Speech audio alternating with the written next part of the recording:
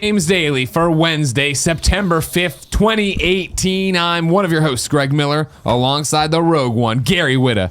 I love Wednesdays. Because you get to come hang out with me? I like coming in, hanging out with you, yeah. Just come here. What hold are we me, doing just here? hold me for a second. Like, this is what it's about. Mate, Okay. you're so warm. I thought we were going to You're in shorts and a t-shirt. I'm freezing. You're warm. Really? Yeah. Isn't it, don't you have cold weather where you come from? Well, yeah, I know, but I mean, that was 12 years ago. I come from here now. Yeah. Like, that's how it is, right? There's got to be an expiration One of date the things on I that. like about San Francisco is it's very much like British weather. It's Sure. like kind of tends Oh, yeah. to be fairly mild and Yeah. not too rainy, not too warm. Well, kinda like it's always right in the fall. middle. I always say it's fall. You know, you always have to have a sweatshirt with you. That's what I like about it. It Like, always it's all about feels like fall. layers. Yeah, exactly. Layers is, Yeah, well, you yeah. think you've got it going on right now? I do. I know. Well, eventually I know I'll warm up. Whenever I do the show, the lights, it gets me hot. Yeah. It gets me hot. you and hot, bothered. yeah? Gets me Okay, hot and good. It's bothered, good to you know know. what I mean? Your shirt's very lovely. Who's this? This is Khalif Adams from you Spawn mean on Me. Spawn on Me's Khalif Adams, Yeah. member of the Yeah. Kind of Funny Rogue Gallery. I love Khalif. You've had him on the show, yeah, right? Yeah. He's And great. he did the PAX tournament with us too. Oh, he did? Yeah, How did yeah. he do? Not well. A lot of people weren't expecting to go out as quick as they did.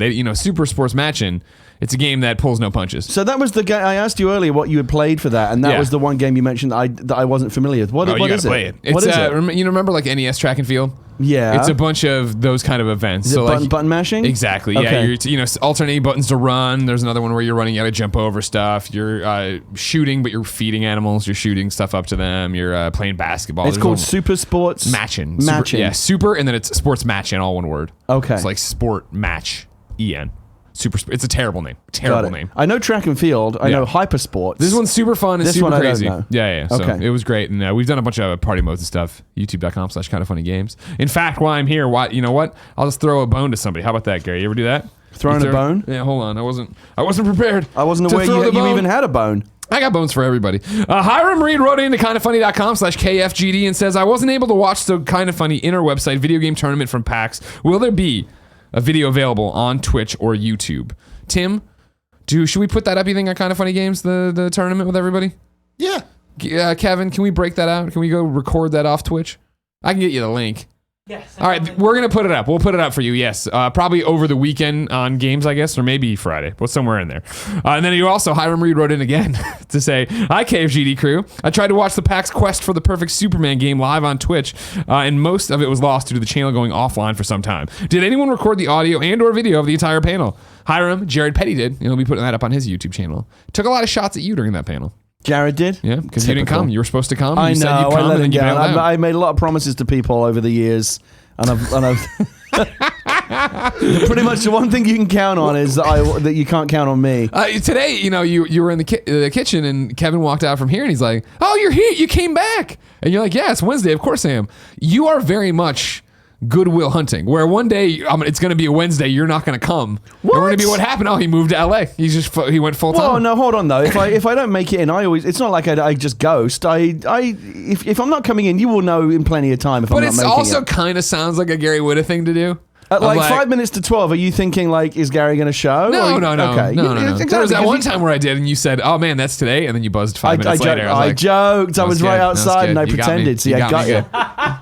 If you didn't know, Little ladies and joke. gentlemen, this is Kind of Funny Games Daily. Each and every weekday on a variety of platforms, we run you through the nerdy video game news you need to know about. If you like that, be part of the show. kindoffunny.com/KFGD with your questions, comments, concerns, bad PSN names, and everything else under the video game sun. Then watch us record it live, twitch.tv/kindoffunnygames. If you're watching live, you have a special job. Go to kindoffunny.com/you're wrong and tell us what we screw up as we screw it up so we can set the record straight for everybody watching later on youtube.com/kindoffunnygames and listening on podcast services around the globe. Housekeeping for you. It is September. It is Spider-Man month. It is Shirtless Spider-Man month. You can go to patreon.com/kindoffunnygames. Get this right now. Shirtless Spider-Man cover art for the PlayStation 4 version of Spider-Man. You can print it off for free right now. Don't have to give us a dime on patreon.com/kindoffunnygames. But if you want to go the extra mile, support us at the fan mail tier, you can donate to the fan mail tier, you'll get this glossy cover of Shirtless Spider-Man that I'll sign because I am his photographer. You can also go to patreon.com/kindafunny, and there you can get the Panda Musk art sent to you, an art print of it's that. on the back as well. Oh yeah, Andy went to town on this. It's a full-blown PlayStation 4 cover. Second on the list here, RTX London is next week. You can get the entire rundown of what we're doing at kindafunny.com/RTX London. Today we announced Kinda Funny best friend and Superman's grandpa, Cameron Cuff, will be doing the Kinda Funny panel with us Sunday. Me, Tim, and Andy. We're going back to your old stomping grounds, London. Yes. I'm going to ask everybody I know. See, do Many you know happy Gary Whitta? memories. Do you know Gary Whitta? Have they started a Gary Whitta It's museum? a very small town. Everyone knows everyone. Exactly. I figure. Yeah. A lot of chimney sweeps. They got one of them had to do your childhood home. A lot of this. Yes, that's right. And the final piece of housekeeping is that today we're brought to you by Third Love, but I'll talk about that later. For now, let's begin the show with what is and forever will be the Roper Report. Time for some news. 3 items on the Roper Report. A baker's dozen! A bit slow on that one. Sorry. He was doing his wind down. No, He was doing the wind down. The graphic isn't going up, and it's just Kevin, don't worry about it. frustrating. I hate it! I know, buddy. Number 1, there's going to be a Nintendo Direct tomorrow. I wondered why Tim was lurking over here. Of Now course it he all was. makes Of sense. course he was. The news, of course, came from Nintendo online, and then I got a press release. The press release read, set a reminder, a new Nintendo Direct featuring around 35 minutes of information on upcoming Nintendo 3DS and Nintendo Switch titles is coming this Thursday, September 6th at 3 p.m. Pacific, 6 p.m. Eastern. Ladies and gentlemen, when there's a Nintendo Direct story, there's only one man to go to. That's right. Nintendo fanboy number 1, Tim Geddes. Tim Geddes, Roving go take the mic. Nintendo Switch mics. correspondent. Switch mics. Okay. I like it when I go off camera and talk to you guys and ask the questions. All right. Ask me questions, Greg. I like this better. Right? It's fun. Yeah. Yeah. Oh, you Thank just like you, him Gary. better. I just in general, appreciate yeah. that. Tim, first and foremost, 35-minute Nintendo Direct tomorrow for Nintendo Yeah. 3DS and Nintendo Switch. A lot of things to be excited about here. 35-minute direct, pretty long, pretty hefty of a direct. We're going to get a lot of stuff there. Is that long by Nintendo Direct standards? It is. Okay. And what really excites me is it's a worldwide direct. So this is going to be a lot of big guns. I don't expect this to be the last big Nintendo Direct of the year. But it is the first over-encompassing Nintendo Direct we've gotten in quite some time. We got a lot of the more game-focused ones, specific ones, or like indie showcases over the last couple months. But this is, I think, going to be a really big deal. I imagine we'll get another one maybe November time. But what that means is this is the last Nintendo Direct going into the holiday season. And especially, it's probably going to be the last one before Nintendo's online service drops, because they've already said second half of September. We're there essentially. Will there be Smash stuff? Absolutely. I imagine what we'll do you get some think new. the key talking point is tomorrow? Is it the online service? Are they going to tell us, share more, do that thing, or is it going to be Smash? I think that there's going to be online. I almost get the feeling it's not going to be like a full online blowout. It might just be kind of like a little teases here and I there. do want to hear about the bit of it. online stuff, though. Yeah, I don't know. 'Cause Confirmation of the date, right? Maybe a final date. Definitely, we'll see that.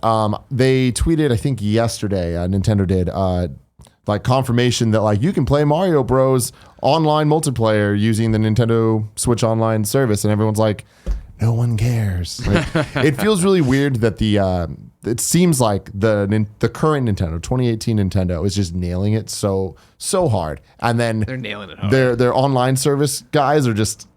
Like, it feels like old school Nintendo. Yeah. I hope that tomorrow's Direct changes that. I hope that it kind of crosses them together. that's the plan, right? They've got they've talked, at least in vague terms, about very ambitious plans for this online service. We can hope. I think we're going to see updates, or at least like kind of just like reiterations of information we already know on a bunch of games coming this year.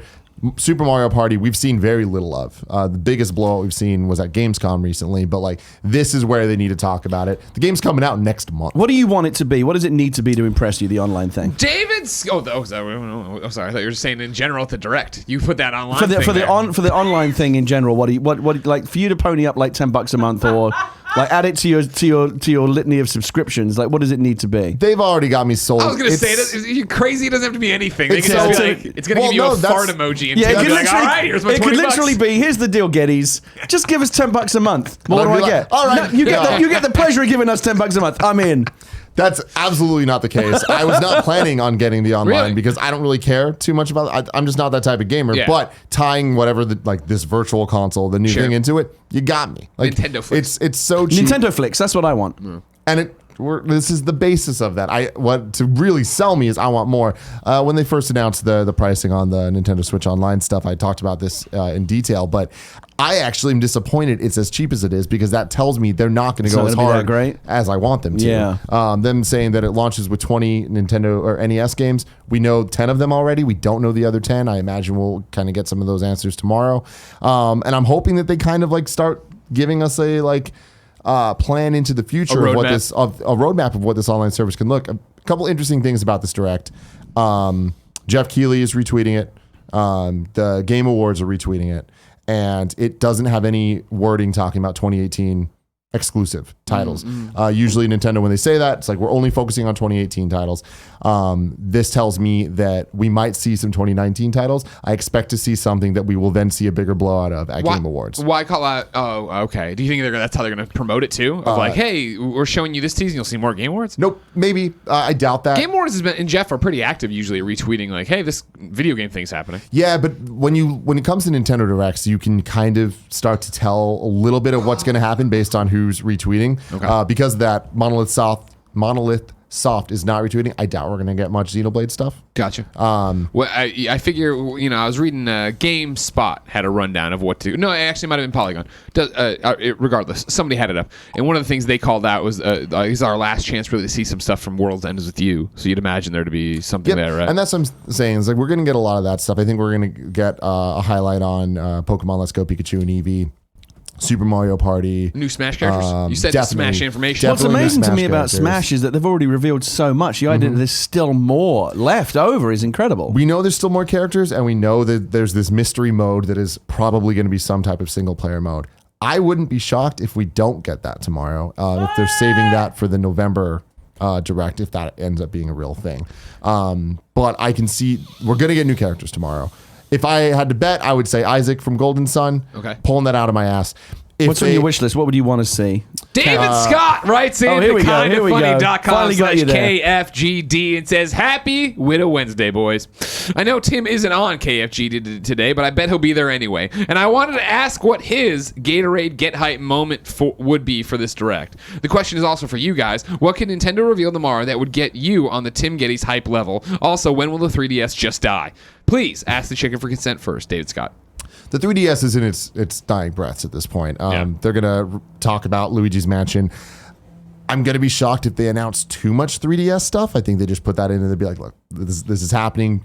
Prepare yourselves. Don't be mad when 3DS stuff is talked about. Get hype stuff. I don't know, man. Like I really feel like we're at a place now so far into the year that there's not much you can give me that would blow my mind besides crazy Smash announcements like Crash Bandicoot or things that are just very Tim specific. Yeah. Besides that, I really just want to see the things that we're all kind of expecting. New Super Mario Brothers, Wii U, some type of port. It has to be real at this point, I think. And I think that tomorrow would be where you announce that for October release, November release, something like that to pad out the holiday. In terms of just pure hype, I think an Animal Crossing would be interesting. Oh, yes, please. Because I can see them announcing Animal Crossing for spring 2019 and having Isabelle be announced as a... For 3DS or for Switch? Or both? Switch. Okay. For Switch. Yeah, I want Switch. Everyone will rage. Oh my God. That would be 3DS. certainly with my wife, that would be our household's Smash Brothers, the way Tim is with Smash Brothers. That's how we will be with Animal Crossing. Yeah. I think there's a chance we'll see either Bayonetta 3 or Metroid Prime 4. And I think that the Game Awards, like kind of retweeting and all that, like kind of hints at that. I think that if we see Metroid Prime, it might be the trilogy. Them finally being like, it's happening, it's real, it's coming to Switch. Be excited for Prime 4, and that might be the Game Awards reveal. When you mentioned the death of the 3DS there, that kind of hit me for a moment because I'm thinking it's 2018, it's 30 years since the Game Boy. Now, 88, 89 is when the Game Boy came out, and it made me think they're not going to replace the 3DS, as far as we know. It doesn't make a lot of sense. Lord hope. So is that the end? Buy the Switch. I was going to say, does that mean the end of 30 years of Nintendo handheld gaming, or does Switch now carry that legacy on? I hope it's the Switch. I hope that they just double down on this being a hybrid and go forward. I would not be surprised if Nintendo. Do you think that the Switch has made the 3DS obsolete? It's getting there. I until the Switch has a entry level cheaper model, Right. It can't replace it because you need that the kids toy version The of the $100 Nintendo Switch. because you can get a need- 2DS for under like $80 or something. The Switch needs to get down to like that's really cheap. I would say even $200 is that kind of level to get the kids their. The Switch is not an impulse buy the Pokemon way that game. like a 2DS might be. Yeah. Yeah. And again, we've talked about this a lot, but the thing about the Nintendo handhelds is most families and households that own one don't own one. They own three. Yeah. Right. You know, it's like the one for each of the kids or one for both parents or whatever it is. And I feel like the Switch needs to have that kind of crossover moment. Well, I'm bringing first. it back to the online announcements. Hold That's on, one of before the you do things that. I hope that they will announce is the ability to, once you download a game, play it on any Switch you have in the household. Because right now, we wanted to get a second. There's a little bit of fighting over the Switch Yeah. in the household these days because everybody wants a piece Sure, of yeah, it. I would get a second Switch, but the games aren't going to show up on the second Switch, because it's a discrete console, unlike PlayStation 4 and Xbox Sure. One, where you buy the game and it shows up on every We're getting console cloud that you saves own. with online. We're not I'm getting hoping that they though. announce some kind of cloud thing that will enable people to account. buy a second Switch and feel like they can still play the same games on it. I don't think that's going to be for You a don't while. think so? I think eventually it'll happen, but I wouldn't bet that it's going to happen. I think that it will. It But makes so much sense. Like, what would be the reason to not do it? Nintendo. Yeah, that's always it, isn't That it? is the Nintendo Nintendo. gonna Nintendo. Here's my question in this vein of needing a cheap handheld, right? And the anniversary and everything we're talking about. Isn't it around this time of year when they announced the NES Classic Yep, and stuff? NES Classic, SNES Classic, and then there was the rumor of a what would Game be Boy, next? Game Boy Classic? that has 50 games on it. If history tells us anything, the classic systems are not announced in directs. They're announced as just press releases, random ass right? Tuesday Yeah. press release. Yeah. So I think they're going to continue that. Like, and them saying they're focusing on 3DS and Switch. Good I point. think they're going to focus. Do you on think 3DS a and Game Boy Switch. Classic is in our future though? You think, Yes, what do we at get some next? point. Do we get Game Boy or do we get N64? I don't know. I think it's a real toss up. I think I think there's a lot more nostalgic affection for the Game Boy than there is the N64. I feel like Game Boy would be next. Well, just be that's what we're talking about, right? Of like, all right, cool. Like you want this small toy, a video game toy for kids, right? All right, here's a Game Boy that has 50 games on it. What would need to be on it other than Tetris? Tetris. I What think would- I think that's Golf. the problem is that and we've talked about this before on Gamescast, but we're at the point now where I feel like there are many more technical issues or licensing issues Yeah, when of it comes to the N64 and Game Boy than we've seen with NES and SNES. Yeah. N64 obviously being such a multiplayer focused system, those controllers are going to drive the price up a lot. Would they go truly old school with a green screen monochromatic you Game have Boy? to. Oh yeah. You think they wouldn't go straight to Game Boy Color? Well, maybe it can be either, right? If you're playing Game Boy, It would help Classic, them make you it can- cheaper, I guess. Yeah, but if they put multiple Game Boy stuff in there, right? Or if they're putting Game Boy Color games in there, the screen Yeah, can be both. I don't know. I'd be interested to see what a Game Boy lineup could look like because the Game Boy had a lot of games, but it doesn't Terminator have 2, man. But it, my that- I know the that's what I'm licensing. I know, saying. I'm joking. It's like, but no, like really, you're making a good point. Where it's like there's just not that many Game Boy games that people would be dying to play that they're going to put on. They're not going to put all the Pokemon games on. I bought Game the Boy original Classic. Game Boy, the big chunky one. course, yeah. In 1988 or 9, I think it was 89. Did you get when it for like your 35th birthday? It's good. It's good. It's good. Your material's getting better. I got to give you credit. You're old. I got it in 89. I got it with Tetris because you remember it came with Oh, yeah. Tetris right in the box, packed in. Best bundle ever. And that Tetris cartridge, I still have the Game Boy, and it's Yeah. still in there today. But it's Yeah. essentially fused itself Into the Game Boy. into the Game Boy. Now I never put another game in it because you know what? You don't need another need another game. one. Don't need you another don't need one. another game. That would be the ultimate desert island game. Where the hell is Tetris Effect? I digress. Next is question, Tetris Effect? Right? It's done. Soon, it's right? Tetris. Soon? Apparently. I'm waiting on it. Steve Smith wrote into kindafunny.com/KFGD and says, "Hi KFGD. With the next Nintendo Direct being the 5th Nintendo announcement video within a month." He says Smash Brothers, Indie Highlights, Nindies, Dragalia Lost. Is this too many? Would it have been better for these announcements to be spread between a September Direct and E3 or 2 videos a month after E3? Of course, I am excited about the loads of games for my Switch, but I feel like they could have consolidated these announcements better. Thanks for being my daily commute podcast and keeping me in the know, Steve Smith. The only criticism I have of how they're doing this is I just feel like there needs to be, and this is a very selfish thing from being on the media side of this, a more concise understanding of when things are happening sooner than we're getting. Because you're them. streaming this tomorrow, right? We're streaming it tomorrow, but there's like the European Nindies showcase. That happened, and I just didn't fucking know. Yeah. Nobody knew until it happened, and I woke up, and I'm like, oh, that was a thing.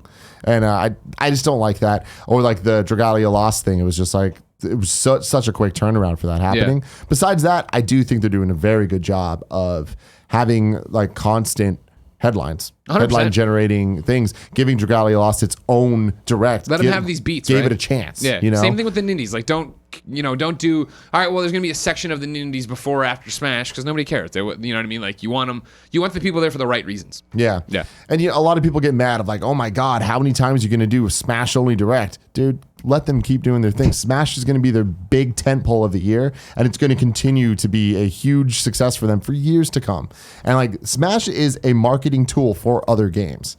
And that's why I think that tomorrow we'll see some character announcements, whether the new characters or echo characters that come from other game announcements or other updates. That's why I think the Pokemon Let's Go news could segue into Incineroar, some Gen 7 Pokemon being announced in Smash.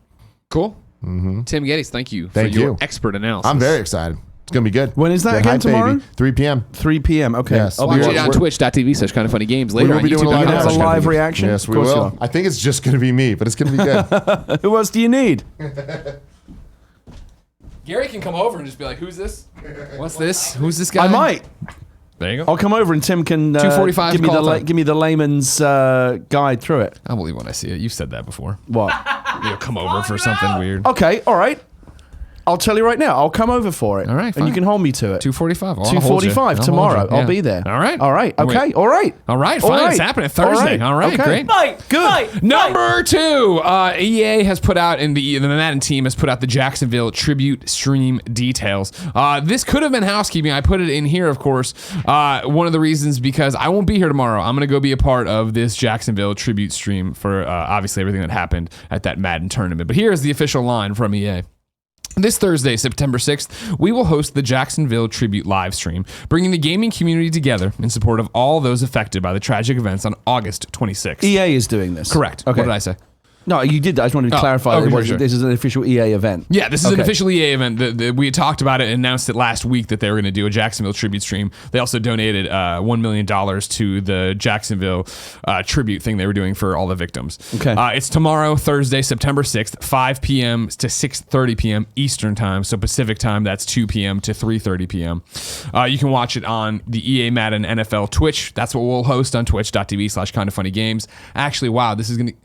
So Kind of Funny is going to turn over and host this for that? Yeah, we'll host this, I guess, up until the Nintendo Direct since Tim's going to do the live reaction to that, and that's content. But I'll be down there doing this. The first hour you can catch here, or you can stick with it on EA Madden NFL Twitch. It's also going to be on YouTube. It's also going to be on Facebook. It's going to be on their Twitter, EA Madden NFL, and then it'll be on Mixer at mixer.com/Madden as well. You got to be these days, you know? You got to be on every network. Their description of it continues. The live stream is meant to be a place where we can remember Elijah Clayton and Taylor Robertson, lend support to the victims of the horrific and senseless act that has shaken us all, and share in the healing power of play with the entire gaming community. The stream will be hosted by some personalities well known in the Madden community, including Scott Cole, Rico Williams, Adrienne Lawrence. Adrienne, Adrienne, you think? Adrienne. Maybe. Lawrence and Dave Grunfeld. But we hope to reach far beyond Madden and sharing 90 minutes of doing what unites us all, playing video games. Good for them. Super honored and excited to be a part of that. And how is there is this intended to raise money in some way? That's the belief. I believe that's the I idea guess of it. during the stream they'll tell you how you could Exactly, because they have contribute. it. They had made a big deal about it. They started this Jacksonville tribute that they're Right. putting the money into. Right. So I assume that's So what's it'll be happening. like a telethon kind of deal. Like I would you think can so, call yeah. in or donate this web address or whatever. Sure, but it might just be about healing as a group, which that obviously too. I That's want to be a the part of. good. I mean, when these terrible things happen, the one good thing that comes out of it is the community always comes together. Of course. Well, I mean, especially for this, right, being brought to our doorstep, that we want to make sure gaming is remembered for what gaming is, not for what one horrible act made it to be. Right. Number 3, 505 is announcing a new game or partnership. Stick with me. James Batchelor over at gamesindustry.biz has this write-up. Typhoon Studios has teamed up with 505 Games for the release of its first title. The project itself remains unannounced, but It will be for multiple platforms and will, quote, let players drive the action, according to Typhoon's focus on intertwined gameplay systems and collaborative play. Typhoon Studios is, of course, notable for being co-founded by Alex Hutchinson, creative director on Far Cry 4 and Assassin's Creed. He left Ubisoft Montreal last year and spoke to us at length about his plans for Typhoon back in January. Hutchinson's fellow co-founders are former Warner Brothers Games Montreal technical director Yassine Rihai. You're on your own for this one. Okay, and that studio's co-founder Reed Schneider. Typhoon's debut title will join the ever-expanding lineup of games being published by 505 Games. Stick with me. This is what I think the news is. Sure, Typhoon Studios putting out their first game. They have obvious talent there. Far Cry 4, Assassin's Creed, WB Montreal. You're seeing a lot of great names there, a lot of good things. I want to talk just a heads up of what 505 is doing, right? Other games being published by 505 Games, which include Other Sides Entertainment, Underworld Ascendant, the spiritual successor to Ultima Underworld. Koji Irashi's crowdfunding Castlevania-esque Bloodstained, and Remedy Entertainment's Control, the studio's first multi-format title since 2002. I put this on there because, personally, for years, I've thought 505 makes bad games. Because personally, for years, they made bad games when I was at IGN. I don't know what and when the switchover was, but I know the past 2 E3 Judges Weeks, I've gone down there and I'll look at the schedule and it's like, oh, you're going to go see the 505 Games lineup. And I'm like, really? I remember year one. Well, what are some of the games that they've made? I'm not familiar with the Kevin, name. what's the party mode? You might need to get into the back. I think it just went up. Laser League, right? Yeah, I think they that's published right. Laser League, which is a really fun multiplayer game. Bro, tough. It's tough, yeah. We're getting the party mode is us getting our ass handed to us by the AI because we're so Okay.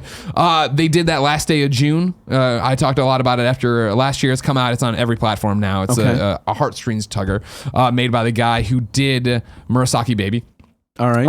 And now it's the idea of they have Remedy, the people who did Alan Wake, who did Quantum Homeworld? Break. Yeah. No, that was Relic. No, yeah. Remedy was Max Payne, the originals. Yeah, Alan They've Wake. been quiet for a while. Exactly. Well, yeah, they did Quantum Break, which didn't go anywhere. that was- sadly. okay. Games with Gold, I think, still maybe, or was it last month? And then now they're doing Control, which is making a lot of hubbub about Control. Went and saw that demo D3, and I was like, "Fuck, this looks What kind of awesome." game is that? Control is a sci-fi thriller where Okay. you basically work for the department of and I'm gonna get this wrong. You feel free. This is you can give me a correction here.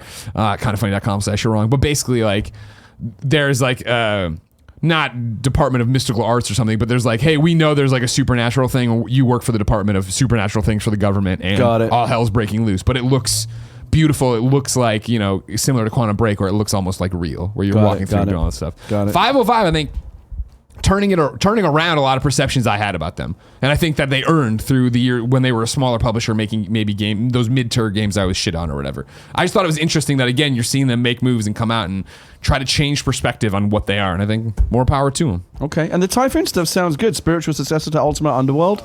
I'll check that out. That's not that game. That's Other Side Entertainment's Underworld Ascendant. That 505 is publishing Other Side Entertainment's Underworld Ascendant, the spiritual. But this is all under the 505 banner. Correct. Yeah. Typhoon Studios is making some new game that's let players drive the action, intertwined gameplay system. I'm liking all these spiritual successors. Sure. Spiritual successor to Ultima Underworld, spiritual successor to Castlevania. Yeah. Classic games Oh, coming back in a new way. You won't give us the IP we made popular? Yeah, fuck we'll you. just We'll go go do make our our own own thing, yeah. Yeah, Bloodstained on there, obviously.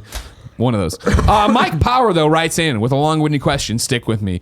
He wrote into kindoffunny.com/KFGD and says, Dear Gary, a fellow Brit here from London. Oi. And I had to write in to thank you for introducing me and my group of friends to Space Rocks. It completely took over our weekend as we headed down to the River Thames to pick up Wait, back up. What? The river what? Thames. The river Thames? Yeah, I'm about to go there. I'm You're excited gonna to stick see with it. that River Thames? Thames. Okay. Thames. All right. What do you call it? Thames. Oh, no, that's not how they spell that at all. That's not how they spell it at all. yeah, That's you- wrong. yeah, you spelled it I'll weird. give you guys words. Phonetically, it's pronounced TEMS. Oh, they don't write that Thames. way, though. Yeah. When I get there, I'll explain it to people how to pronounce English words. Yeah. And make sure you visit Leicester Square while you're there. All right, they moved down to the River Thames to pick up the very best stones and pebbles we could find from the riverbank and hurried away to the nearest Costa Coffee to begin a round. Costa Coffee. God damn it. Costa Coffee. Oh, the more you do the English thing, the more I get to correct you. I love Things this. started off slow as we got to grips with the rough and tumble gameplay, but after a few dodgy elbows from my mate Giggsy, Yeah, you got that one right. Things took a turn for the worse. I was ahead 5 space rocks, and they all knew it. My lead was unassailable.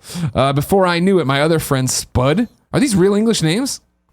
Spud whipped out a packet. I mean, they're not super good. I mean, they're more nicknames, but yeah. Spud whipped out a packet of high-power caffeine pills purchased at the local Esso petrol station, downed the lot, and charged at me full force. Pinned to the wall, life fading from my body, red mist descending in front of my eyes. I was barely conscious when he moved in close and yelled in my face, "If I wanted to know what games came to the mom and grop shop today, where would I go?"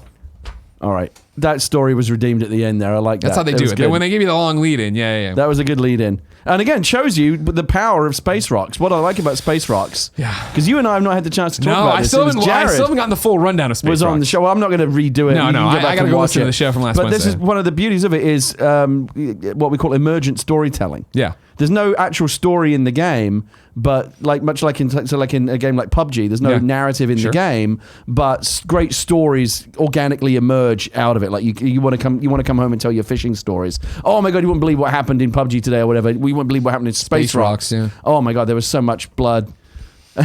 A lot of blood in Space Rocks. Oh, there will if you're playing it right. Yeah. Okay. If there's no blood, you're not playing it right. Can all the You're not rocks playing be, it hard enough. Can all the rocks be the same size? Yeah, it doesn't matter. Oh, wow. That's what the beauty Kevin, do of we it. still have all those rocks? I still want to talk to you about doing an official Space Rocks set. Sure. Like a kind of funny approved. Patreon tier. Yeah, throw a few gas station stimulants in there. Okay. What is it with the gas station stimulants? Just read the goddamn list title. Wow, it's a short list. It's terrible. Wednesdays are terrible. Wednesdays, you got to move me to a different day. It does because it, the this is alliteration. The embarrassing. alliteration, though. Did we do the intro for the list? And I just Oh no, spaced we're out? waiting. Gary's still stalling over here. Oh, got it. Wait, when okay. do you do the little jingle? Now. At the end of it. Oh, at the end of the list. You read it, and then I go do do do do do do do do. Well, then you're going to get to it quick. Oh wait, hold on. There's some No. good dates here. Read the title. There it is. I've lost track of this entirely. The bit is The official fucking- list of upcoming software across each and every platform as listed by the Kind of Funny Games Daily Show hosts each and every weekday. Do, do, do, do, do, do, do, do, do, do, yeah. That's right. I've missed that. I have missed that. Yeah. Out today, Full Blast on Xbox One. What is Full Blast? I have no idea. I'm going to pull up the trailer. Have a Sure. quick look. Kevin, can you look up Full Blast on Xbox One? I It's the like only it when game there's a out game today. on the list that we don't know what it is. I want to investigate. I don't like not knowing things. Is he there? He's not. He's ignoring me. I'm getting a text Can you- from someone. Oh, well, you know, don't sorry. let Don't let the us get in the live way. television Don't let show us we're get in putting the out way. get in the way of your texting. I'm gonna get there. It's a work related. While you get that, I'll give you some new dates. Listen to this one. You Okay. you love a good fuckery. A good fuckery? Battle Right Royale is slated to launch on Steam Early Wow, I Access. wonder what kind of September game. Wonder what kind of 26th. game that is. Battle Right Royale. Royale. Oh man. My goodness. R-Type Dimensions will be launching worldwide on the Nintendo Switch. Ooh, wait, hold and on. Steam. R-Type? Yeah. R-Type. It's the old ones put together. The ones from like a decade ago. I saw Damon tweeting about it. The ones we used to play back in the day. Oh my god, daily. Well, hold on. R-Type's a lot older than a decade. Well, I know, but these are the How ones, far back according are we to Damon going? Hatfield, IGN.com, these are the ones that are like the ones we played a decade ago. So what, it's like a PS3, compilation Xbox of 360? R-Type titles? I think so, yeah. I loved R-Type when I was a kid. What do you like better when you were back in the day? Were you an R-Type person or were you a Gradius stroke Nemesis person? Gradius. Because in the UK, Gradius was called Nemesis. No, I didn't know that. Here we go. Now we're looking at. Okay, Like, what are we is looking everybody at see here? Full Smash? Blast? This is a Full Blast trailer This is available on Xbox 14 One minutes today. long. We're not going to look at the whole thing. Do you not have a trailer? I didn't know. No. That's a great call. Do you, Okay, do you see a trailer? Put in Full Blast Xbox One trailer. Here we go. There you go. It's autofill. Xbox One. Okay, there we go. There we go. Where?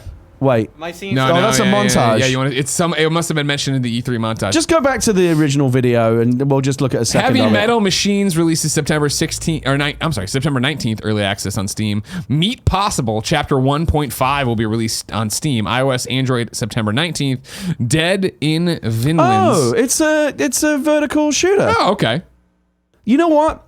I miss games like this. Yeah. Whatever happened to the remember 1942? Yeah.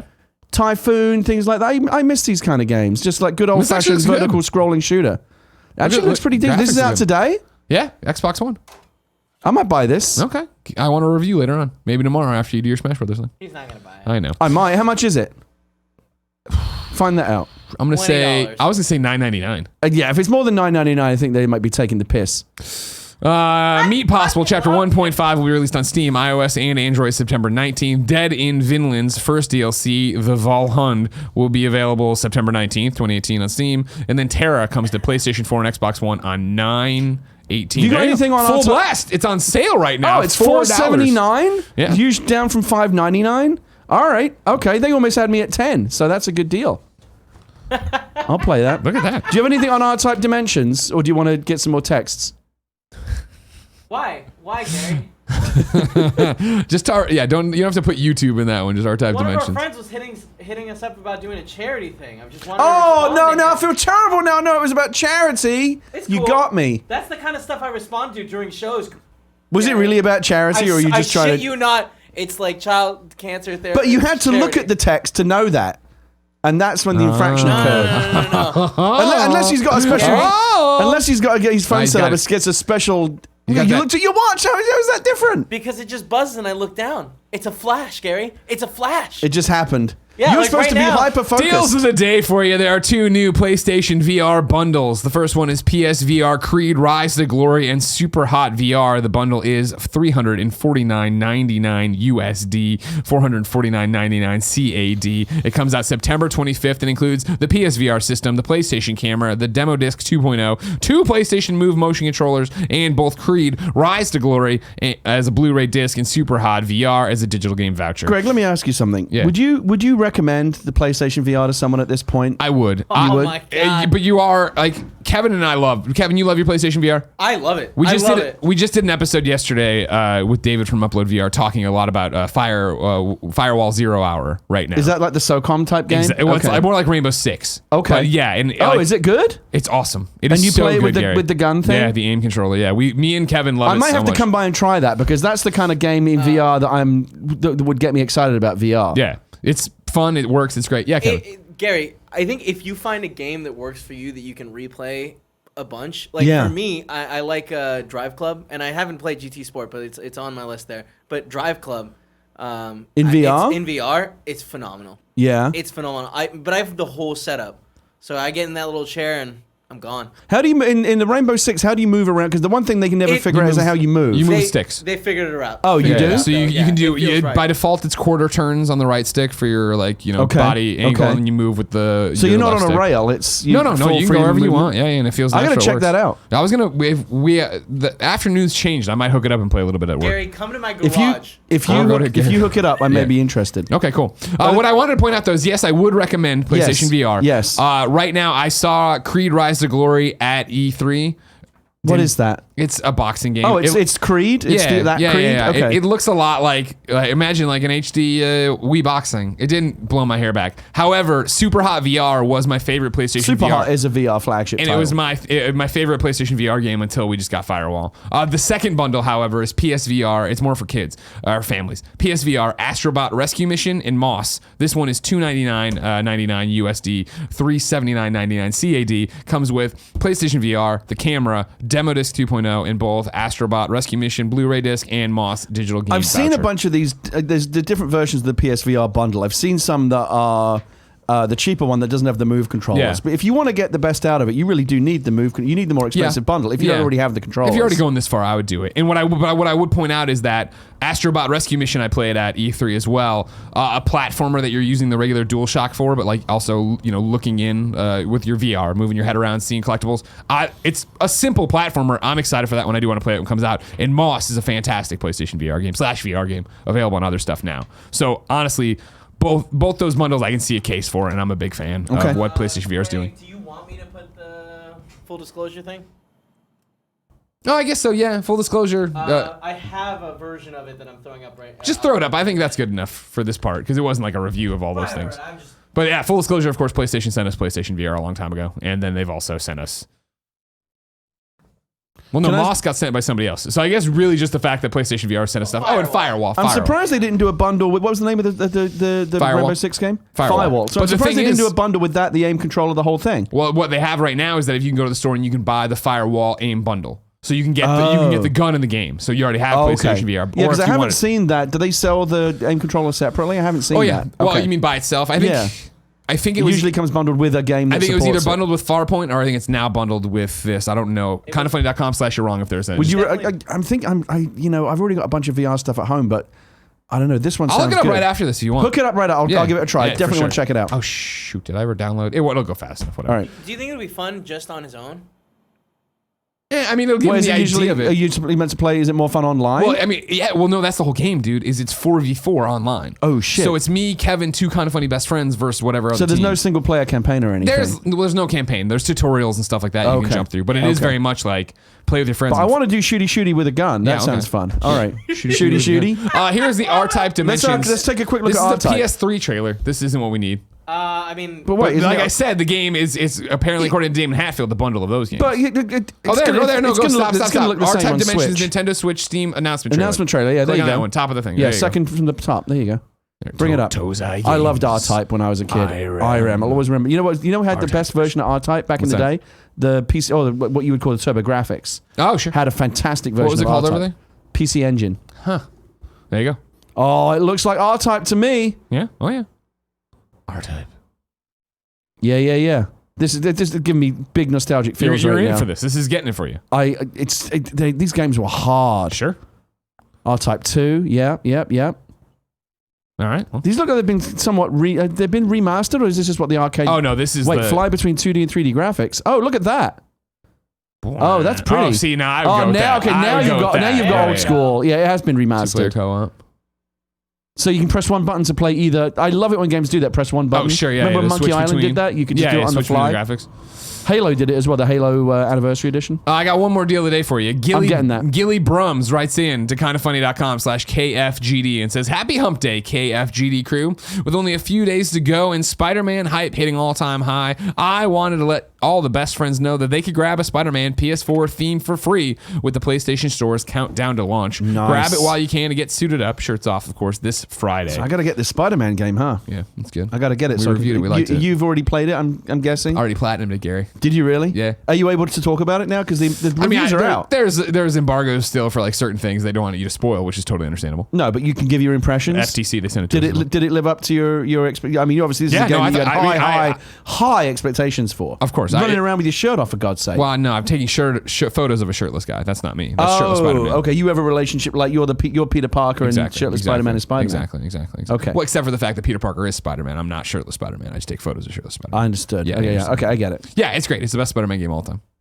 Is that a high bar? I think so. Neversoft was really good, right? The Swinging 2 was great. A lot of people love Web of Shadows, Ultimate Spider-Man. There's been a lot of great Spider-Man What did you games. decide, by the way, in the end would be a good Superman game? Because I heard that Cory Barlog gave a pretty good speech. I about did a what he way wanted to better do. one of it. It's You just did? that like nobody cares what You did Chucklehead a Greg better Miller one than says. the professional game God. designer? Oh my God, of course. He do has you no want- enemies. You know what I mean? Superman has enemies. No, I'm sorry. Cory Barlog's one was just like, oh, he can fucking hear people and he can't save everybody. Is he just? what a joke. I think for me it would be a more existential thing, like Superman just chilling in the Fortress of Solitude, just contemplating the meaning of his existence. Sure, okay. Like more of a The whole game. Sounds like a really interesting one. like it'd be an indie title. Okay. Because you got to go with something different. Because you're right, it's tough. How do you threaten Superman? I have a whole bunch of reasons and things I'll show you later. Throw All right. another Kryptonian in there. Exactly. That's Maybe one of I the Well, know, it's but as soon as Kryptonite and Kryptonians are always the cheap mode way to do it.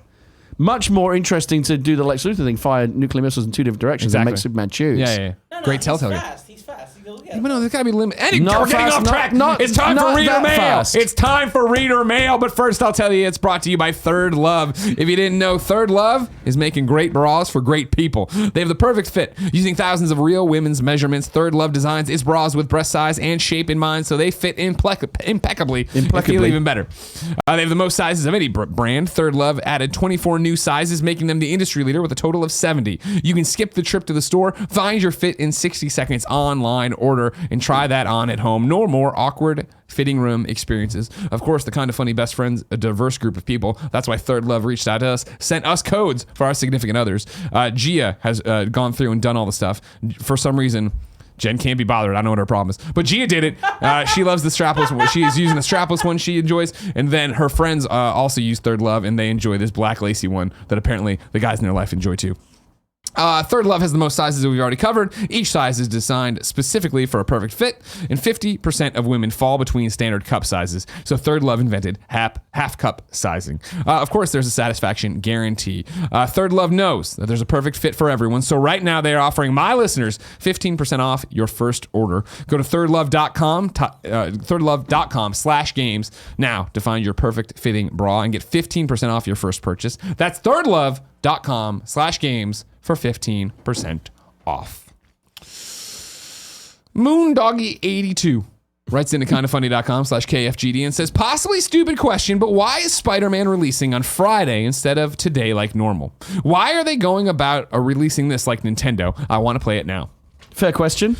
A lot of Sony's big AAA stuff, they've been doing this too, where they shift this Friday release. I think I've always thought it was weird to release games on Tuesday.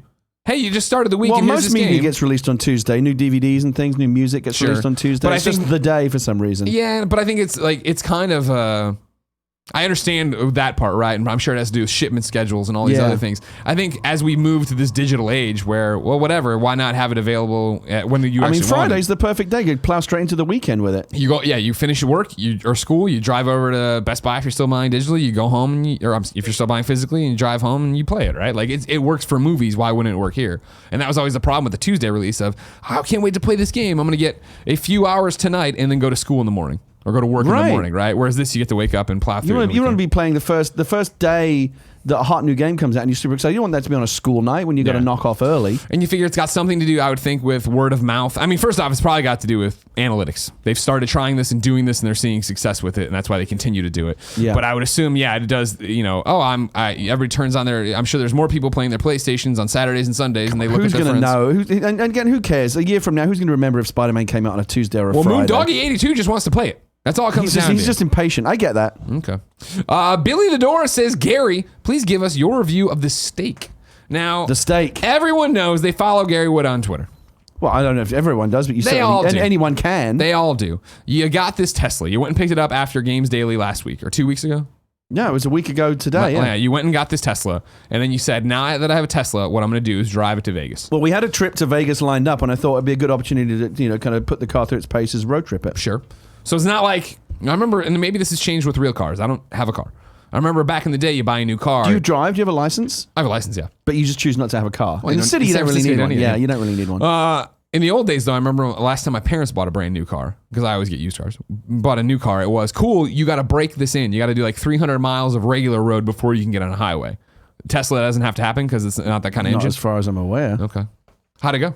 It was good. The drive was good. The drive was good. We stopped at the little supercharger stations along the way. Yeah. There's one that they just built in Kettleman City that has a very fancy Tesla lounge that is only for you were talking about Tesla customers. It's kind of like hanging out in an airport lounge. They have kind of cool lounge music and cold brew coffee, and that was fun. Okay. But yeah, I like I said to you, I've got no idea what this is. All this news to me is totally new because when you go to Vegas, you basically live inside an chamber. impermeable bubble that reality cannot penetrate. And when you come out the other side, you're like, oh, I guess the water's still spinning. You get the Tesla to Vegas. Yeah. You go to dinner. Yes. And there they have a Wagyu steak on there. Well, I wanted to go. I know That's that I like. on our end. I don't know. I know that I wanted a. I wanted to go to a steakhouse. I like steak. Who doesn't? When you're in Vegas, it's some of the best. Many of the best restaurants in the world are in Vegas. And so I thought, well, let's go. Let's all go for a really nice steak. So I called the concierge at the hotel we were staying at and said, "What do you recommend for a steakhouse nearby?" And he said, "Oh, Jean-Georges. Got to go to Jean-Georges." He didn't hesitate. Okay. I said, "Okay." So we went to Jean-Georges, and it was right across the way at the Aria Hotel. Yeah. And we went there, and beautiful menu and lots of good options. They have like a 48-ounce tomahawk bone-in steak if you want to go. If you want to go large. Yeah. But our waiter, a very nice guy, said I should point out, he's doing the specials. So I should also point out we are one of only 9 restaurants in the United States that has real Kobe beef from Japan. You'll hear people talk about Kobe beef and Wagyu steak and this kind of stuff all over the place. You can buy it at the market. But it's not the real stuff. It's not the actual real stuff from Japan. What makes it different? What makes it real? They literally massage the cows. They get massages, and it tenderizes. I know you love it. I want it. I want it, Gary. I think they play classical music to the cows, so the cows are like super relaxed. Right to the moment they get a. I was going to say I'm never going to get a bolt in the head. The massaging gets. They give them massages. It tenderizes the beef to a crazy degree.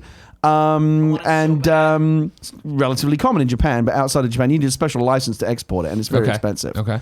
And so we wanted really 9 restaurants that have it, but it's $60 an ounce. So just be aware, it's not cheap. Okay, yeah, that's and they sold it in 3, 6, 9, and 12 ounce sizes. Should have gone the 9 ounce, you coward. What'd you get?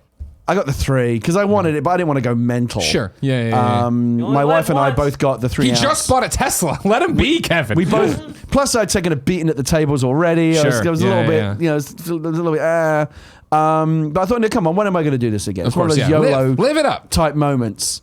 So I thought we'll do it, and we both ordered the 3 ounce cup, which is about, I don't know, yay big like that. Sure. Enough. Oh yeah. We got lots of hearty You got sides to go sides with and it. stuff, Yeah, yeah, we you were got some mashed We were full by the end. potatoes. We couldn't do the dessert menu. Okay, Oh no, okay. we did. We got the chocolate lava cake, but we Okay. didn't eat much of it because we were like, bleh. Sure. But I said, how do I know this is? I was kind of messing around with the way. I said, how do I know this is legit? Yeah. And he said he literally brought out this big golden plaque that they have from the prefecture in Japan when they make this Gotcha. stuff.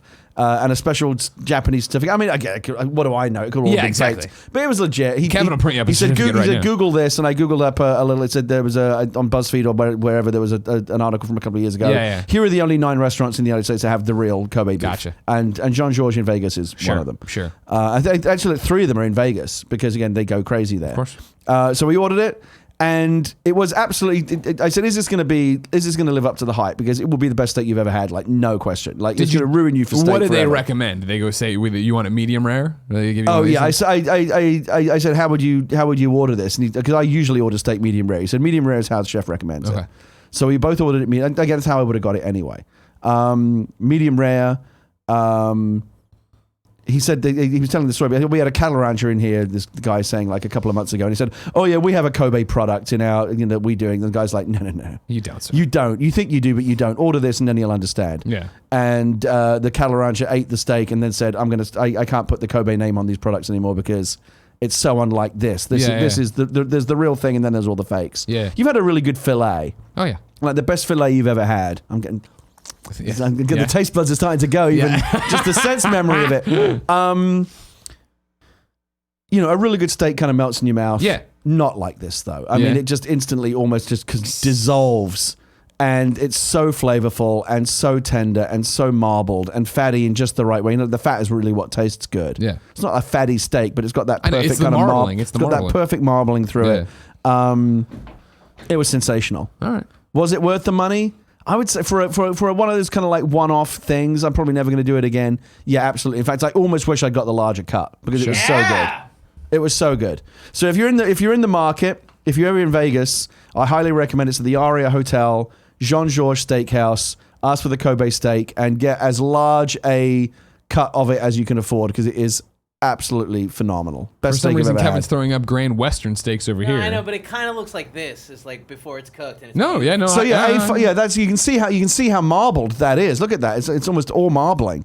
beautiful. Kind of So funny okay, so steaks the daily. A5 is I believe that is telling you that that's the legit stuff, and so there you go, $229, so $230 for what? How large is that cut? This seems large, but I mean, this is just a random image I pulled up. Looks like I'm not seeing any like. It's just Yeah, this doesn't make any sense. confusing. But I'm gonna go. Yeah, any Wagyu cattle raised outside of Kobe must go by the names Wagyu or Kobe style. So you see that Kobe style? That's it's like imitation crab. It ain't Gotcha. the real stuff. What, Kevin? Let's get us a cow and massage it, not for our own, but then we can sell it. I think you got to know how to massage it though. You just showed me. Look at how beautiful. Just that like was. that's all this. you gotta do, yeah. Look at how beautiful the marble. Oh my god, it was incredible. All right. Dizza writes into kindoffunny.com/KFGD and says, hello, KFGD crew. I'm writing in response to that reader mail question by ScoodyBOO about how they believe you as an influencer have not done as much for the industry as a regular consumer. If you remember yesterday on the show, ScoodyBOO wrote in and said basically that he found the fact that when we say as influencers, you should buy this game, that we don't have the right to say that because we're not paying for our games anymore, and that he as a consumer who buys his games does more for the industry than we as influencers who are promoting games. A whole bunch of people wrote in very upset about this. This is Dizza's letter to represent all of you. Although everyone is entitled to freedom of speech, I thought it was rude and disrespectful. Without you guys, I would have never bought smaller indie titles like Celeste, Gone Home, Inside, etc. You guys directly influenced my decision to buy these games as well as reignited my passion for gaming, and I'm thankful for that. I imagine I'm not the only one. The fact that you don't pay for your games does not mean that your impressions and thoughts aren't incredibly valuable. Besides, we all value our money differently. Some people have lots, some people have little. You guys bring a lot of joy, entertainment, and information to our lives on a daily basis, so thank you from the bottom of my heart. I also think it was great that you decided to include that letter in the show, even though it was a bit of a downer. Thank you, Dizza. Thank you to everybody who wrote in with similar thoughts on it. Of course, talking about the games we've turned you on to that you've then gone out and bought and promoted to your friends, and how the whole trickle-down system works. I didn't think ScoodyBOO definitely said stuff I didn't agree with yesterday, but I thought he said it in a respectful enough manner that it wasn't. But he was making the argument that because you get the games for free, you're not in a position to recommend them. We've basically shouldn't say buy this game because we didn't buy the game. But I think it's this argument that of like, how does it all work? And I still think that the fact that we're getting games for free and playing so many games makes our opinion broad, right? In a sense that maybe it isn't broad enough for everybody who's buying their games. Maybe it's like Consumer Reports. They pride themselves on the fact that they don't receive anything for free. They pay for every product that they test, and that's part of their integrity. I guess that's the argument that they make. Yeah, and that's legitimate. Sure. Let me ask you a question. When's the last time you bought a game? Oh, I buy stuff digitally all the time. Oh, That'd you be do? the thing. I think.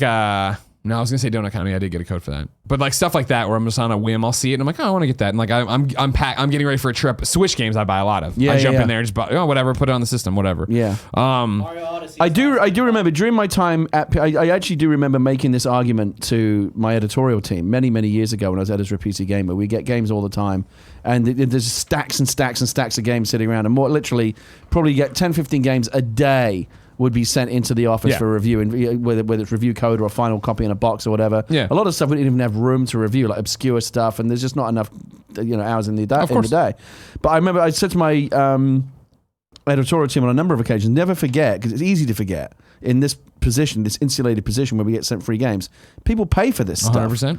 And when you play a game and go, oh, that sucked, that wasted an hour or 2 hours of your time, but it didn't waste $60. Yeah. And you feel it more. And when you pay money for a game, you're more inclined. Everyone remembers this back in the day when you didn't have a lot of money, you'd save up for months to buy a new game. And even if the game sucks, you thought, well, I'll put $60 into it. I gotta play it to the grim death. 100%. And so you do. I do think you approach a game differently when you've paid money for it than when you don't. But I feel like that's where we get to intersect, right? I agree with you, and I've never forgotten that feeling. We talked about this yesterday, of course. It's never lost on me how much money $60 is. Yeah. But I feel like then that gets why we take the job so seriously and playing the game so seriously and having an opinion so seriously, because my goal is to tell you if I think the game's worth your money or not, worth your time or not. I don't ever want it to be that, of course you're playing something that, oh man, this sucks, but at least I didn't waste my money on it. That's one way. My goal, of course, is then to be like, well, if you agree with me on games, you don't want to waste your money on this or put your money into a product, right? That's the other thing is that, the money means different things to different people. But everyone's time is equally valuable. Yeah. And I resent that more when I remember when I had to, one of the things about this is kind of the flip side. We get on PC Gamer, we got games for free, but we didn't have the luxury of playing them for half an hour and deciding we hated it and quit. Like you have to play the game all the way through to review it. So we spent a lot, and most games, just like really anything, most games are bad. Yeah. That's the only reason why the good games are good is because they stand out amongst a sea of bad games comparatively. And so I remember having to play, and I resented the fact that my time was being wasted. Yeah. I wouldn't say wasted, but I wasn't, I wasn't enjoying the way I was having to spend my time to play the game all the way to the end so I could review it authoritatively. Yeah. And I hated that. Hated it. Yeah. And so I always kind of felt like when I really disliked a game, I felt like even though I hadn't paid the money for it, it had cost me a shitload of time. And so I felt like I had as much skin in the game as someone who had played the game, who paid to play the game, but only played it for like half an hour, decided I didn't like it. Let's stay in this track. J Black 2886 writes into kindafunny.com/KFGD and says, when reviewing a game today, it seems that 7 to 9.5 is the average spectrum for reviewer scores. Would you agree that this gap should be widened? Are games consistently really that good? And if so, when does a 7 become a 6 and a 9 become an 8? Thank you. Go Pack Go. God, I can't believe I read that. I hear what you're saying, Jay Black. 7 to 9.5 seems to be the average, in quotes, spectrum of what you're seeing. I think it's that I think it's especially for IGN, who's choosing now what they review. It's not like when I worked there and it was you review everything, right? I think you're choosing things and going based on the popularity of what's on your site and what you're serving your audience. What games your audience wants to know about? I would say at the big sites and stuff like that, you're seeing 7 to 9.5 because I would venture to guess that if it's a big title that people are investing a lot of money in, that there's a lot of hype behind, that people want to know if it's going to be good, that's generally you're going to get a good game on the other output of that. Ubisoft's putting all this money into the system and then pumping out a game at the end of it, right? EA's doing it. All these different companies are putting money, time, resources, personnel into this machine that then spits out a game on the other end. You would hope that that game is at least good, is at least a 7 and up from there. I don't even like the out of 10 scale. Oh no, we were this is where the conversation came yesterday. Polygon's no longer doing scored reviews. Right. Yeah, and so like we were talking about that yesterday, David and I. And so yeah, the conversation of reviews got in there. And I applaud that because without a score, it kind of forces you to actually read the review and listen to the argument rather than just scroll. Because we all do it, right? We scroll to the bottom and just look at the score. Of course. And then depending on that, we might read the rest of the review. But there's more to it than that. When I started on PC Gamer, and they still do the percentage score, which I've always thought was completely absurd. I railed unsuccessfully against percentage scores my entire life. Out of 10, not bad. For me, I like if you're gonna have a scoring system, I think 5 stars is all you need. Yeah. Danny O'Dwyer was on Twitter the other day making the same argument. He was complimenting the way Giant Bomb started. Giant Bomb does 5 stars, and that's all you need. He said anything more granular than that is too granular. Anything less, you would just go to a binary system at that point. Yeah. Is not granular enough. And I totally agree with that. I like a 5 star. If you're gonna have a scoring system, I like a 5-star system. But yeah, to your writer's point there. What's his name? Jay Black. Jay Black. To Jay Black's point. Always bet I'm black. I agree. I used to have this argument. I used to argue with my team a lot, I guess, now I think about it. Used to have this argument as well. I would say use the whole scale. Yeah. If we're going to have percentages, use the whole scale. I would have someone... That happened at IGN too, of explore the scale. I would have someone give me a... They would bring in a review and I'd read it and it said, this game's absolutely terrible, complete waste of time, 58%. And I'd say, well, what's the 58 for? Like, where I don't see nothing here where the 58, like, where are the redeeming qualities? What's good about it that the 58, how do you even arrive at 58? You just pluck that number out of the air. Well, don't get me started. That was my problem. There's no scientific method. There isn't. So why get to arbitrary. 100 points? And that's, to your point, Jay Black. And if so, when does a 7 become a 6 and a 9 become an 8? That all happens when you're talking about the writer's perspective and what they think and what they're taking away and what they value and devalue in a video game. That's the problem. Is that if you were starting a new review outlet and you were going to let's say I did 3 years ago. let's say that Kind of Funny started reviewing games, which you don't currently do. We do. I mean, we don't review them. Okay, so you're saying you want like written reviews, like video good review, old-fashioned B-roll. reviews. Okay. What kind of conversation would you have about whether or not you want a scoring system, and if so, what scoring system would you have? Well, here, let's bring in another person from the chat here, right? Okay. Over on kindoffunny.com/KFGD, Laura J wrote in and said, "Good afternoon, Greg and Gary. My question is for Greg. Maybe I'm reading too much into this, but I notice you often make disclosure sound like a burden when informing us that you received a copy of a game. It's always a semi-annoyed, chill out FTC, we got this for review, mumble, mumble, mumble. Why is this? I think disclosure is a good thing. Is it because you came from editorial and you never had to explicitly... You came from editorial and you never explicitly had to before? Again, not attacking you, but your tweets and tone of your voice always reads annoyed that you have to do this. You are correct, Laura, that the problem is I am annoyed. I feel that I've been in games journalism, or whatever you want to call it, games enthusiast press, for 12 years. And I've struggled with the transition from being viewed as a member of the press to an influencer. Not that I don't like press or influencers or anything like that. It's just the fact that, again, as we make all of this up, whether it be a review scale or how companies deal with you, PlayStation is the only company right now that that puts us into a bucket as an influencer, and that has direct consequences on our work. So it becomes this thing of PlayStation sends us Spider-Man, they send us PlayStation VR, et cetera, et cetera, et cetera. And when we review that, we're supposed to put up, hey, the FTC thing of we were sent this for review. I have no problem disclosing things to you. I just feel it's weird that when I talk about anything else, I don't have to do that. So you have to say that because PlayStation has decided that you are in the influencer bucket. Yes, they've put Kind of Funny into their influencer bucket, which again, I'm not against. It just comes with, all right, cool, we'll give you games, but you have to do this. And so the annoyance isn't so much that I'm disclosing I got the game for free. As we've said since we started this, what Kind of Funny's ethics policy is, you will know everything. It's the same reason whenever the messenger comes up, I'm like, by the way, my wife is doing brand management for that game, right? Like, I want you to know all this Full stuff. disclosure. It's just always this annoying thing to me that I still think of myself as a member of the press. I'm still invited to press things. I am on the Game Awards, the E3 Awards board that votes with all these other press outlets. Right. But then you get to this thing where, it influences not only how we talk about games, it influences when we get games. It influences there's all these trickle down things that are annoying to me. And so Bullshit. thank you, Kevin. So the annoyance of me in my voice isn't, I can't fucking believe I have to tell people where I got the game. It's, oh fuck, right. We've stumbled having a normal conversation about video games that we like and don't like, and would I recommend PlayStation VR? Of course I would.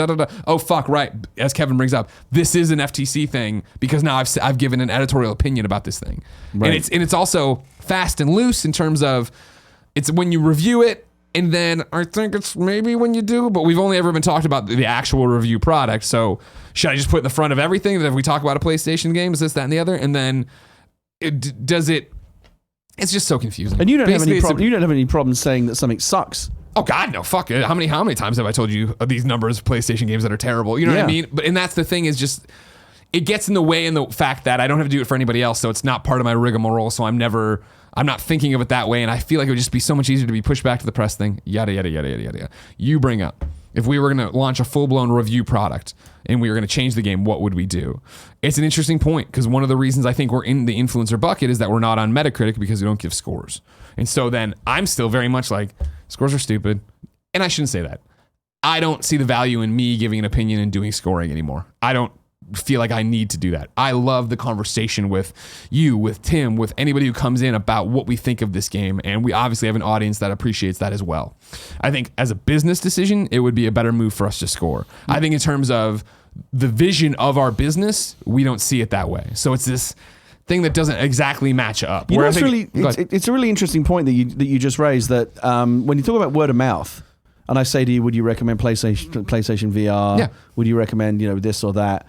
I don't ask you for a score. Right. I just want you I never say to you, what would you give it out of 100 or out of 10? Exactly. And so it's funny how in written reviews and videos we expect that to be somehow. And in summary, I would give this 8.5, whatever that fucking means. Yeah. I don't do that. But when we talk about word of mouth, when I'm getting my impressions from you, which I consider that a review. If I ask you how good you like the Spider-Man game, we'll talk about the nuances of it. Well, I don't like that you have to do this, but the combat's really good or whatever. We talk about all the reasons why we're actually going to like the game. The number, I don't need a number from you then, because I feel like by reading the review or hearing your review and hearing your impressions, I now know enough to decide whether or not that game's for me. I don't need you to put some arbitrary number on it. And that's where I'm talking about the business vision, what we are, right? Where I think optically looking in or out, like, oh man, if we did scores, that'd probably be better for us, right? But in terms of internally, that's not who we are. I always am going to be what Greg Miller is to the people who watch or listen to these shows is you are my best friend, and you are sitting on the couch and I'm telling you about the game next to you on the couch. That's what it is. And you're right. When I used to do that with Poe, which is what I always dial this back to, telling him literally about the Neversoft Spider-Man. This is always in my head when I'm writing a review or talking about a game, what I'm going for, right? It never was what I would give it out of 10. Yeah. I'm going to tell you long form what I think about this game, maybe short form, depending on how the day's going. But I'm going to express with my words and my feelings and my enthusiasm what this product is. And that's great. And that's great for us and what the Kind of Funny community is. But it sucks when I go to Reset Era and it's like, oh, the Spider-Man review roundup is up. And I'm like, great. And I scroll past all the IGNs or whatever their score is with their little blurbs. And then you get to a section that is video reviews. And there's all these people and our colleagues and peers that I love and love that don't score. And it's a quote pulled out, but Kind of Funny isn't. And it's like, oh man, I still think of us in that vein, but I'm not, of course, trying to make any illusions about it. We put up the Gamescast every so often that has reviews, but usually the Gamescast is what we've been playing, which isn't a full-blown review, and it can either be super timely or can be way from the past. You know what I mean? Like, we put out a product that is very specific, and that's great, and that's awesome, and it's obviously been fantastic for us and makes a great thing. It just, sometimes I'm like, oh man, I wish I was in that other bucket. I wish I saw us get wrapped in, and that's why it's so cool. Falcon Box, a Kind of Funny best friend, put out an image yesterday, right? That was the Spider-Man logo, and it was all the 9s and 10s it got. And then at the top, he put pull quotes up, and he put Kind of Funny right at the top, and I was like, "Fuck yes, thank you." You know what I mean? That's all. And this is in terms of the problems Kind of Funny has as a business, this is one of the bottom tiers. This is not even a problem. It's just like, oh man, I remember when people came to me and thought of me more as a reviewer than I think they do now. And granted, I'm the guy who takes the photos of Shirtless Spider-Man. I'm not him. I just know Shirtless Spider-Man. I do the comedy bits. We run around. I'm in a different spot. And so it's all these little things. And so, yeah, for Laura, I'm not at all ever annoyed about telling you anything. There's nothing more I think I love on a Kind of Funny Games Daily when we get into the behind inside baseball of what is happening and why we're doing what we're doing. It's more the fact of, oh, fuck, right, I didn't say that. I should have said that. Right. That's all. Got it. Gotcha. Gary. Yes. It's time to squad up. This is where one of you writes into kindoffunny.com/KFGD, giving me your name, username, platform of choice, and why you need help in a video game. I read it here. The best friends come and find you, and everybody plays games together. Today, Malik needs help on PS4. His PSN name is assassin-malik. ASIN-MALIK. I used to run raids in Destiny 1, but fell out of it due to school and work commitments. I just picked up Destiny 2 last week and grinder up to light level 340. I'm a hunter looking for some best friends to join my clan and prepare for the Forsaken raid coming up soon. If you want to play the Forsaken raid with Malik, hit him up. Assassin-Malik. It's in the descriptions. You can get in there. Gary? Yo. Now it's time for You're Wrong. If you didn't know, this show's broadcasted live as we record at twitch.tv/kindoffunnygames. You can watch live and then go to kindoffunny.com/you're wrong and tell us what we screw up as we screw it up. I'm curious to know what is in there today. I'm sure they'll let us know. Don't worry. Oh, God. 22 is what I see already. 22? Now, again, a lot will be doubles and a lot of them will be stupid things we don't care about. Yeah, if somebody who just wants to take a shot at me, doesn't worry. I don't mind. Tell me his name. I'll get him. TG Burt. Kevin. TG Find Burt him. taking a shot at you? Nah, not really. Earlier in the show, you said the PlayStation 4 version of the game in regards to Marvel Spider-Man, as opposed to what other version? All right, man. Fucking talking. Well done. Thank you. Good. Well done. He'll sleep well tonight. Kebabs, here's one. For specificity, the Game Boy released in 1989 in Japan and in the US. I'm sorry, 1989 in Japan and the US, 1990 in Europe. In 1994, it was released in Brazil and Yugoslavia. And he goes on like this. No, they had to wait 4 extra years to get the Game Boy, or 5 extra years? Oh, God. In 1995, it released in Tetris' own Russia. Wow. It's a long time to wait for one of the best games of all time. For the game that they themselves made. I know, right? One dude. Kebabs again. Nintendo announced the NES Classic in mid-July 2016 and the SNES Classic in late July 2017. So we're actually, so we're past the time when they usually announce. A lot of corrections that are doubling up on that stuff here. Oh, here we go. Capitalist Pig. Control Agency. The name of the group you are working for in control is the Federal Bureau of Control. I thought that's what it was. Should have said something, man. I should have. I tried to look it up, then I gave up midway through. Oh, here we go. Hold on. Zaire writes in with a link. I'm going to read what it says here. He says, you can re-download Switch games from another Switch from Nintendo's website. It says, quote, on the second Nintendo Switch console, use the same Nintendo account to access the Nintendo Switch eShop. This is now the activated console on your account. You can use this console to make purchases and download games and previous games. Yeah, but now the other one is inactive, right? Sure. I can't buy Zelda once and be playing it twice on 2 different Switches in the same household at the same time. I think that's correct. Oh, yeah. No, you can't play it twice on the same. Yeah, it'd be like well, PSN. that's what I want to be doing. But even PlayStation, you really can't do that. No? Well, I mean, like, because you would have to. You could have your PlayStation 4, if your main PlayStation, your primary PlayStation 4, download the game. Your wife can log into her PSN, use it on that console, and then you can use it. Can I be playing Zelda on one Switch and Mario on the other at the same time, and they were both one purchase? No. See, that's not working for me either. Okay. But like that's. I mean, that's just you being, you know, pay for the fucking games, man. You know. Yeah. This is the household, family plans. Come on. Right. Well, they're working on it, I'm sure. That's what I was confused. This Mario 3D. This is a good You're Wrong. Quantum Break was just added to Xbox Game Pass. It's not a Games with Gold. Thank you very much. Okay. Ooh, I have Game Pass. Maybe I'll check it out finally. Ignacio Rojas, 505 is not developing Control. It's publishing it. I thought that was clear. I thought you made that clear. Yeah, Remedy. But just in case, 505 is a publisher. They're working with developers to do stuff. Now, see, Zaire, new dates. The Ninja Warriors once again releases on Switch in 2019. I don't like just giving a release year. I want you to have a date if I'm going to put you in new dates. Just saying the year, I'm like, whatever. But that's possible. Oh, here we go. Capitalist Pig says the PlayStation Aim controller originally launched with Farpoint and now can be purchased separately for $60. Okay. Oh, wow. Zaire says Game Dev Story is coming to Switch with more details at Tokyo Game Show. Oh, I love Game Dev Story. I do too. I'm a big fan of the game. No, don't care about that. No, don't care about that. Oh, here we go. This is interesting. Ignacio Rojas. The reason why games are released on Tuesdays in the US has to do with publishers becoming more and more reliant on sales data, specifically SoundScan. They measure the number of weekly sales starting Tuesday through the following Monday. For the UK, it happened because of big stores like Dixon's got frustrated with, and then it runs off the side of the page, and I can't figure it out. But that's interesting enough. Okay. So they can get accurate sales measurements. All right. Because DVDs come out, music, everything basically comes out on a Tuesday. But Nintendo don't care about that. They drop on a Wednesday. Couldn't give a shit. No, Nintendo is Thursday. They do Thursday.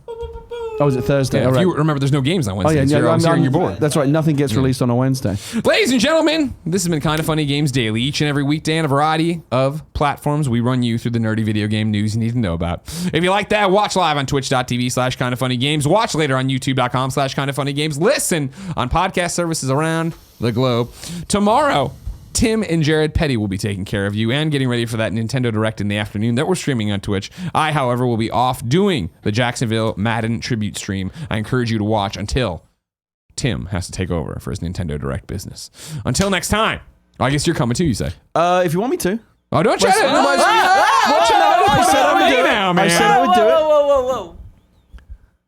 Oh, so you already did the woes like you had something else to say. Whoa. Yeah, I thought you had something to add there. This is backing out. Dude. All right, No, I'm maybe- not backing out. I never like to show up somewhere unless I know I'm 2:45 welcome. Best tomorrow. friends, clip it out. Where he was 2:45 like, tomorrow. I'm for sure coming. Just clip it out, best friend. Until next time, ladies and gentlemen, it's been our pleasure to serve you. And then tweet at him. Turn off the lights.